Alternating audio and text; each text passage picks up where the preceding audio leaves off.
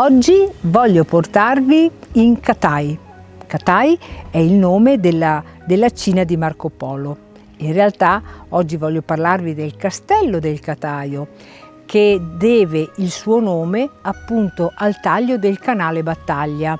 Canale Battaglia, che è quel canale che si trova appunto di fronte o nei pressi del castello del Cataio e che deve la sua costruzione grazie alla famiglia degli Obissi. Infatti nel 1516 la famiglia, una famiglia di origine francese proveniente dalla Borgogna, una famiglia di condottieri, arriva nelle terre padovane e qui per mostrare le sue grandi disponibilità economiche e per dimostrare la magnificenza culturale dei componenti della famiglia inizia la costruzione di questo castello che a più riprese, proprio per la passione verso le arti e verso la letteratura, assume quasi la sede e le sembianze di un luogo culturale. Infatti pensate che grazie alla figura di Beatrice Pio da Correggio, appunto un esponente della famiglia degli Obissi, il Castello del Cataio diventa uno dei salotti letterari più importanti d'Europa.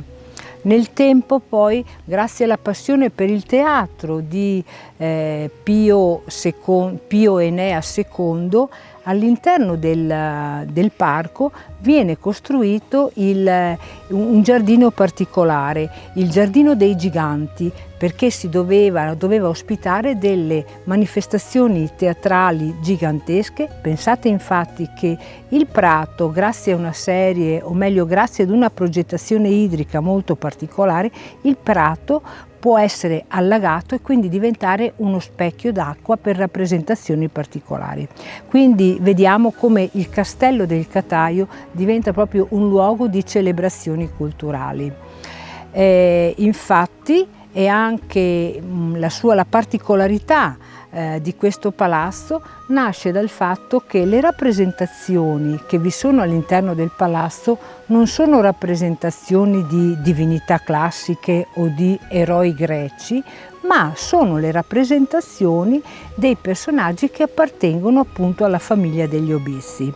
Attualmente il castello appartiene ad una proprietà privata ed è ancora sede di eventi culturali, sede di ricevimenti, pensate addirittura ospita scuole per laboratori didattici.